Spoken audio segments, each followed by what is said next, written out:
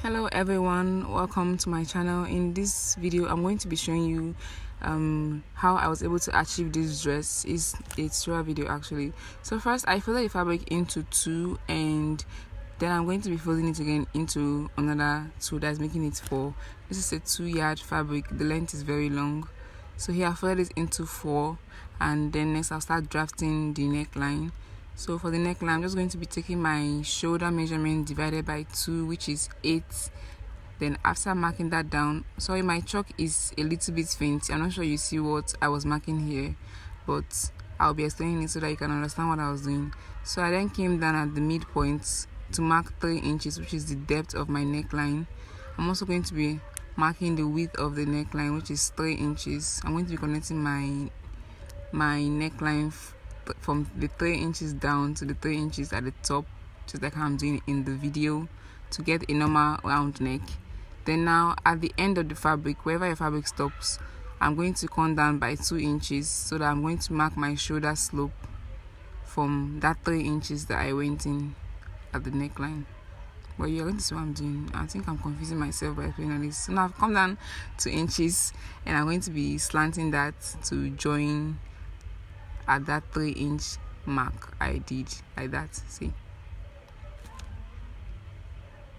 I'm just going to cut that out so that you understand, because this chalk is not even showing. I'm using tailor's chalk. I would have used the normal white one if I had known safe, but this is just what I'm doing. I've slanted this and I've cut it out also.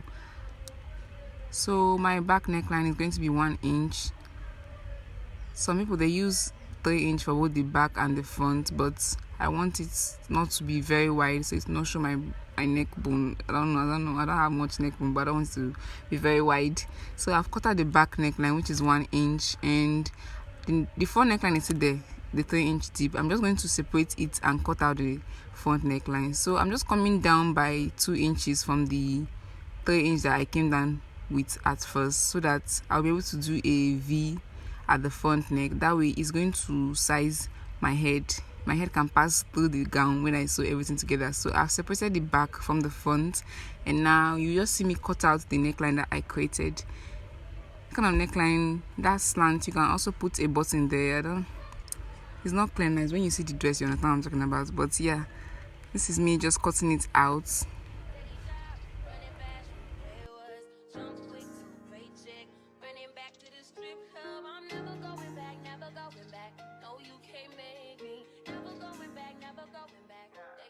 So after doing that, I'm going to place the back neckline. Like, I'm going to arrange it how it was before carefully, because this fabric is looking like what will scatter easily. I'm just arranging it carefully so that I will get back the original sleeve. But I've cut out the neckline at this point. Okay, so after you have cut out the neckline, you're going to be marking your body measurement now. So from the top of the gown, I'll come down by 10 inches, which is going to be where I start the stitch from. This is going to be my armhole depth, just so your hand can move freely inside this dress. Then from there, I'm going to come down 16.5, which is my shoulder to waist measurement, and I'm going to be marking my waist measurement there. Then I'm going to also mark from my shoulder to my hip line. I usually come down from my waist and just mark 8.5 inches. It's just a standard. So when I do that, I'm going to be marking my round body measurements divided by 4. So this is my waist divided by 4. I'm going to mark here. Then also my bust divided by 4 and my hip divided by 4. After you mark that, you're also going to be adding an inch of allowance to this measurement, just so the dress can have ease. My fabric was a little bit stretchy, so even the allowance I added, I had to even shape a little, because it was stretchy. I shouldn't have added. If yours is stretchy, you don't need to add this 1 inch allowance.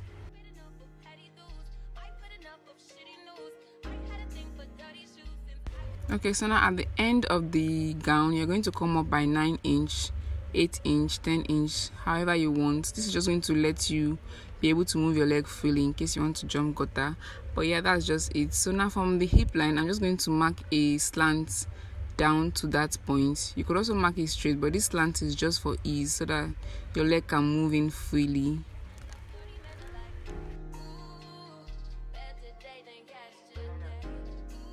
Okay, so when you're done with one side of the cloth, you're going to flip it over and mark your body measurements on that other side. Please don't be like me and use a visible chalk, or at least a chalk that you can see. I saw this chalk. See, now it's showing blue here. You can see that the chalk was showing. So this is me pinning the mark down. I've finished measuring it on that side, and I spread the fabric out, and I'm just pinning the front and the back together on that marked points that I measured my body measurement on. What am I even saying? But yeah, that's what I'm doing at this point. So I'm going to be stitching that down. Look at the pin mark. It cannot even show. I don't know what I'm doing here, but yeah, this is the mark. If you can see it on both sides, I've pinned them down. So I'm going to take this to my machine and I'm going to sew them down. Yeah.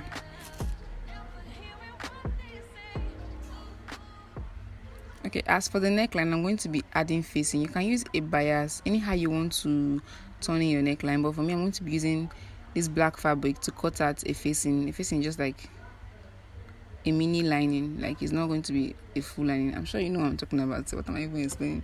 But yeah, I'm just going to fold the fabric like so into two and then place it on the black fabric. Then I'm going to cut out the same shape as the neckline with some fabric under it. But you just see what I'm doing. I'm just explaining too much.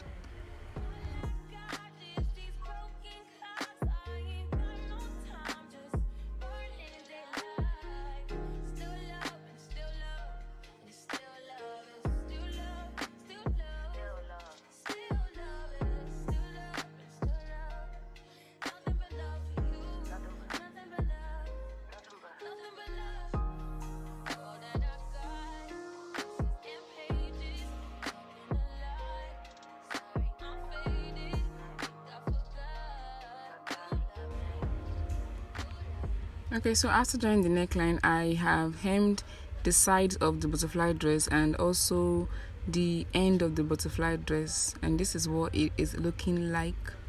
Please like the video, and I'm just malfunctioning at this point. Thank you for watching. See you in the next one.